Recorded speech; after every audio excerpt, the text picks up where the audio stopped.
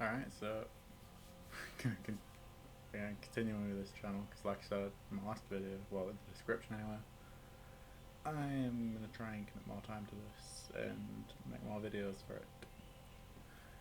Like I said, me and my friends will be involved and we'll create like a community thing, but for now it's just me. And rather than doing Premier League in general, this is a Leeds channel. I'm a Leeds fan. I'm going to talk about Leeds today, and it's not going to be anywhere near as long, I don't think. So today is 16th of July, so this is one day after the eruption of the news that broke yesterday, coming from initially the Twitter accounts of Leeds' big three journalists, so Phil here, Adam Pope. Well, I also saw those two, but I'm sure Graham Smith and Joe also covered it. But when it came out on Fabrizio Romano's Twitter, I think that's when it really took the traction. He's usually right about these things, and that is the news of Gjanni Alioski finding his next club at Galatasaray. Like, I wouldn't personally. I wouldn't mind if he went to a Turkish club. I do mind when it's that one. Like, I don't want to hold every Turkish person accountable for this. Like, I'm sure on the whole they're nice people, but that club, with the history of what happened, like, and the way the fans brag about it. I mean, they're bragging about some of their brain dead supporters killing two lads who just went to watch Leeds play a game, and they brag about it. Like, I saw, I'm mostly young, so I'm looking back and reading reports about how people felt. There's obviously a plaque outside Elland Road for them, like the lads who died. And their fans gloat over this, like that they're selling knives, they want to remember it, and they want to make sure we remember it, and it's just not right. And for Gjanni as well, for a guy who played at the club for 4 years, for our club, sorry, Leeds, and he's been through those memorial games where they've worn black armbands. He's watched the club around it. He's watched the fans in the stands. Remember these two guys. And I don't buy he doesn't know what the history of this is. It's not like a rivalry, I'd say. It's something beyond that. Like, if there's one thing you do, if you sign for Galatasaray, you don't sign for Leeds. If you sign for Leeds, you don't sign for Galatasaray. Especially after that incident. Like, it wouldn't be anywhere near as bad if, I don't think anyway, if the Galatasaray fans just admitted it was an awful event. Like, if they just admit it was a dark part of their history. But they don't. They gloat, they basically care about it. And that's probably what makes it all the worse for Leeds fans. Like, just in general. And the fact that Alioski has been a part of these, remembrance games where we remember, and then for him to just go and straight up make that move, like, he declined. He wanted more wages, is why he's left. And despite Leeds as ourselves offering him a bigger contract, he's turned it down. He received contract talks with Spartak Moscow, reportedly, which was upwards of 40,000 a week, I think. Turned them down. There was, I'm going to say unconfirmed reports, because I don't think anyone reliable really reported this, but there was Roma and Napoli that were interested in him. And of all these clubs that he could have picked, it's the one that's going to torch his legacy with most of the fans. I'm never going to understand his decision there. Like, he knows, after 4 years of just, he knows what that means. And, you know, for a while last season, when he once signed the contract, like, obviously when the links first broke, I can't remember exactly when, but earlier in the season, like, he obviously, he took a pile of abuse, and I don't agree with the abuse he's getting. I obviously criticize it, but don't abuse him. Don't abuse him over it.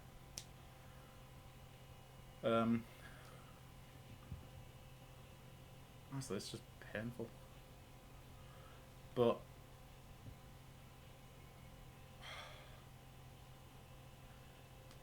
it feels like he's just let us down. Like, this guy was someone who would have been remembered as a hero at the club, and I'm sure among some fans he will still be remembered that way. For me, again, I don't have this close a connection to this event, but I've been going to Elland Road for 10 odd years now. I've been around enough to know what it means, and I mean the fact that two lads have died at football. I mean, if any club experiences that, then you want to remember those fans. Like, cause it's just wrong. You shouldn't ever go to a football game in this country or another country just to follow your team and then not come home. Like, that's just not right. So, again, with Galatasaray fans basically celebrating that event, like, it's no wonder that the clubs just don't get along. And, look, Alioski is, if this does indeed go through, and with Fabrizio Romano reporting on it, very unlikely it doesn't. I think it's pretty much nailed on. He will be a Galatasaray player in the upcoming season, and that's just gonna sting. Like, the links are bad enough, but if you actually see him pull on that shirt and play for those fans of that club, like, just ruins any, like, legacy he might have had here. So just from a standpoint of that, like, fans were optimistic, especially when these leaks first broke back earlier in the season, and they died down. It's almost like, it almost felt like Alioski was like, okay, I don't want to destroy my relationship with these fans. So for that hope to have come up, and then other teams getting linked, and you're like, oh, okay, so maybe he won't do this and go to that club. Maybe he'll just go somewhere else. He'll still have his legacy. He'll still have this connection with the fans that he built. But now he's stuff all that Galatasaray are paying him loads of money.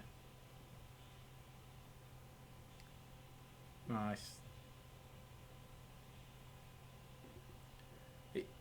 He has let the fans down with this, and in terms of being remembered fondly, like, he has provided the club with some good memories, and I'm still going to look back on them and think, yeah, that was a good point, and I'm grateful for Alioski for the goals he's scored for the club. But at the same time, I'm still going to remember how he's just, well, he's like being punched in the nuts, quite frankly.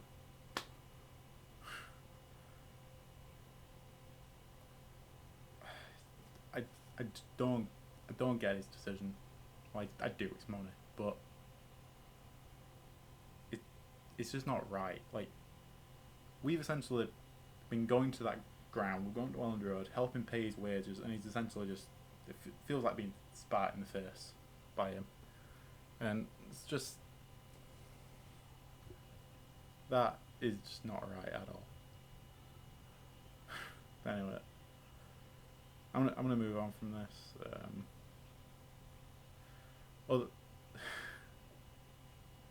Yeah, Alioski has let us down big time. Don't even know if I want to wish him well for the rest of his career, especially if he's playing there. It's just, I think it's just really a stupid decision on his part. So now I am going to move on, and as per Phil's tweet earlier, centre midfield is a priority in the transfer window. I think unofficial reports had Orta flying out to seal the Nahid Fernandez deal. I don't personally know much about him. From what I heard, I didn't really step to watch all the Copa America games, stuff that. From what I heard, he had a solid Copa America. Apparently, he's a very solid player in the Italian league. So, for me, I don't know if whether it'll improve the squad, I'd say, but I think having a more consistent flow of good players from the bench is definitely a good thing. So if we do sign Nandez, whether or not he's an upgrade, I don't know. I just think, well, he's an upgrade, let's say at least to the bench, because even if he gets in the team, then one of the starting 11 drops to the bench. But even if he doesn't make the starting 11, I think he'll strengthen the bench at least. So yeah, he'll be a good signing if we get him. I don't know of any other centre midfielders we're linked to.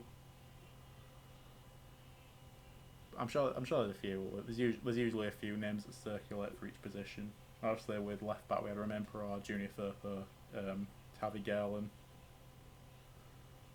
Like there was a few names. With the wing, there was wing is the next position, I suppose. There was Noah Lang, that Georgian guy with all the K's and all the letters that I honestly I still don't know how to pronounce it. I do feel bad about that, but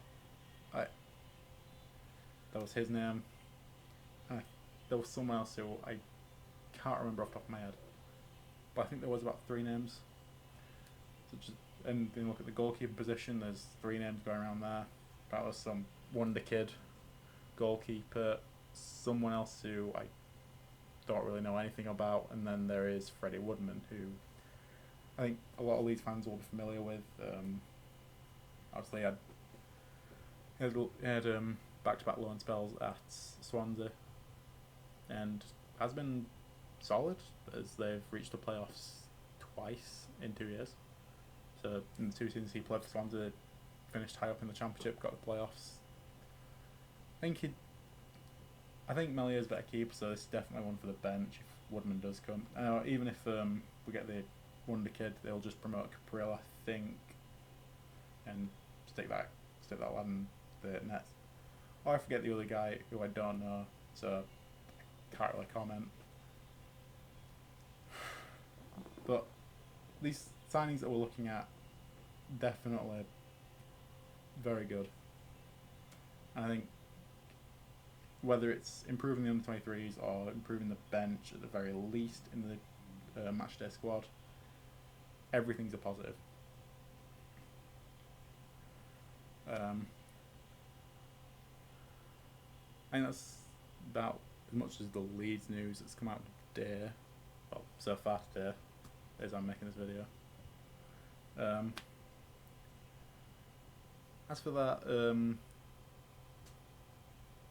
I guess I could talk about transfers that haven't really happened. So, obviously, Mateus Cunha being probably the biggest one, where his agent went on, I think it went on LAFC Fan Zone. He was basically saying he found the interest in Leeds, I don't know, mildly flattering, because our fans do a thing where they'll just, anyone who's linked will be showered with attention on social media, or on whatever media they have. They're going to be showered with attention from Leeds fans, be like, yo, sign for us, and basically, like, in some ways I find it a little creepy, but in other ways I can see how it would endear you to a club. So I can sort of believe from what his agent said that Cunha was a little bit interested, but at the same time, he's a young Brazilian player who's doing quite well with his career.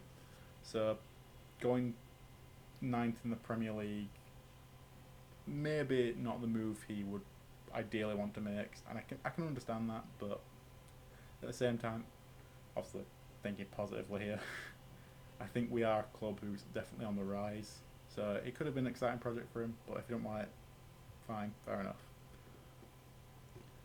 I don't think there's been many other transfers that have fallen through.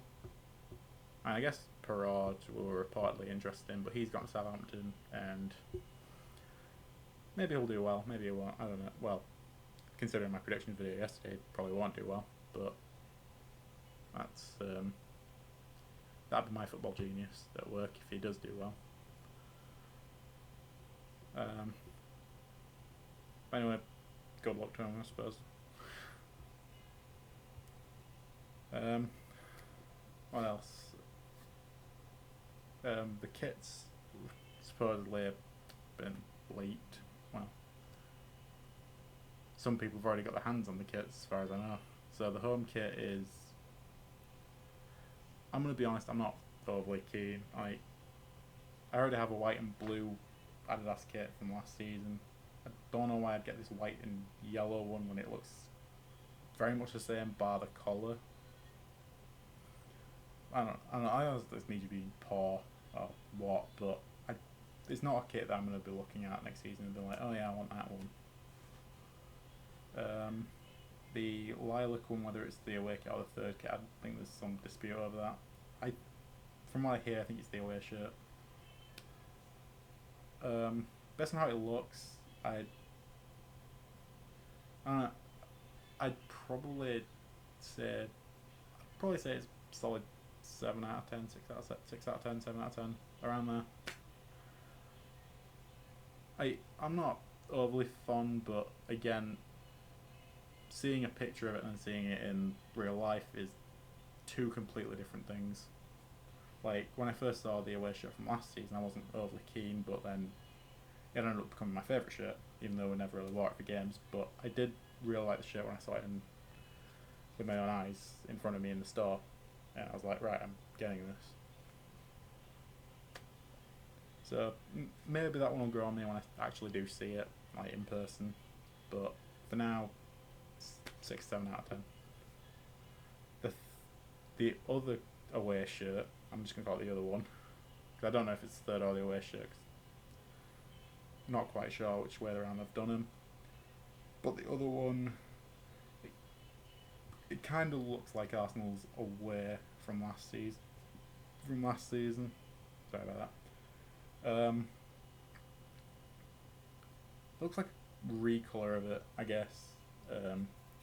But despite that, I think it does look nice. But I've only seen like a couple images where it's really close up, so you're only seeing like, I don't know, like that part of the shirt, or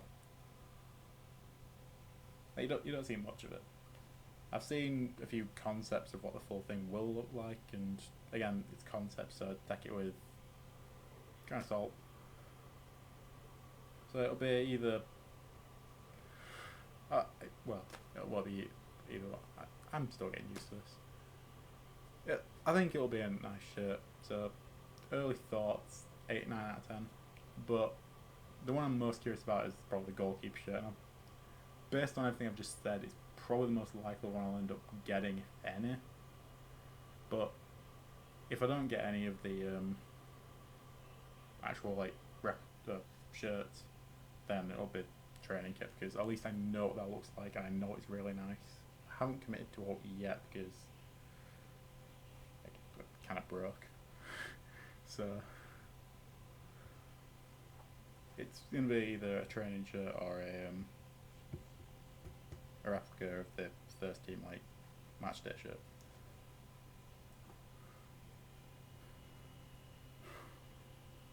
But I think on the whole, with everything going around, obviously the Alioski news is,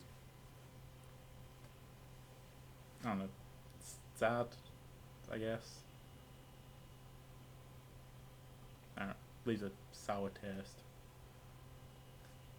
But on the whole, the season's gearing up to be quite a good one, and I think we've got a lot to look forward to this season.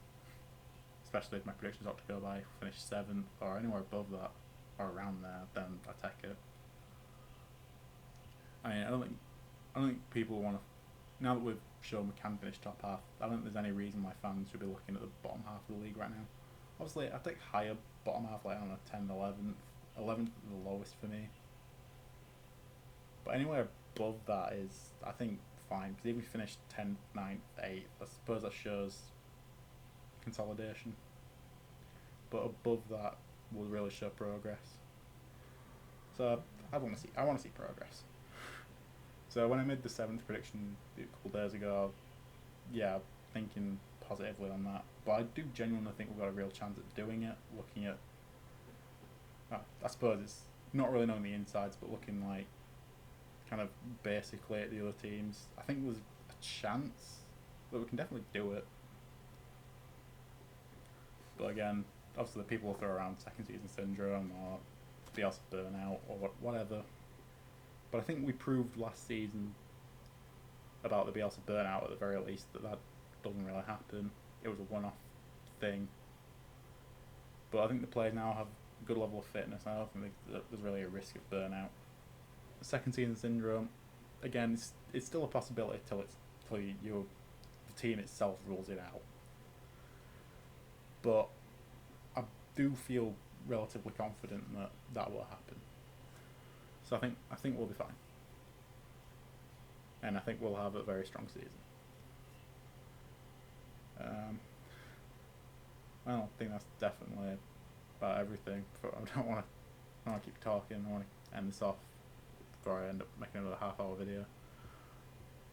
But anyways, I might do another video where I'm maybe talking to someone else and we can have an actual discussion rather than just me talking into a camera and you guys can probably barely hear me. But, oh yeah, if you also hear a buzzing sound, it's because the fan's on and it's very warm in my room. But, yeah, if I do more of these, I'll maybe be talking to one of my friends who's a Leeds fan. Maybe before the start of the season, because we're friends with a Man United fan, we could probably talk to him, get a Man United inside view and do a preview, I guess. Maybe even a post-match like review sort of thing after that game is concluded. Right, these are just random ideas I'm throwing around. Like, if anyone's really interested, you can just leave a comment what you want to see, like what direction you'd want this channel to go in, and you can say the bin if you want. Like, I don't. Everyone's entitled to opinion, and if people are criticising, then take it on the chin. And it's just opportunities for me to learn, maybe get better with this, because I do realise I have the fucking presence of a dead cat. So anyway, I'm gonna leave off the video there, like I said 2 minutes ago, and I will see you guys in the next one.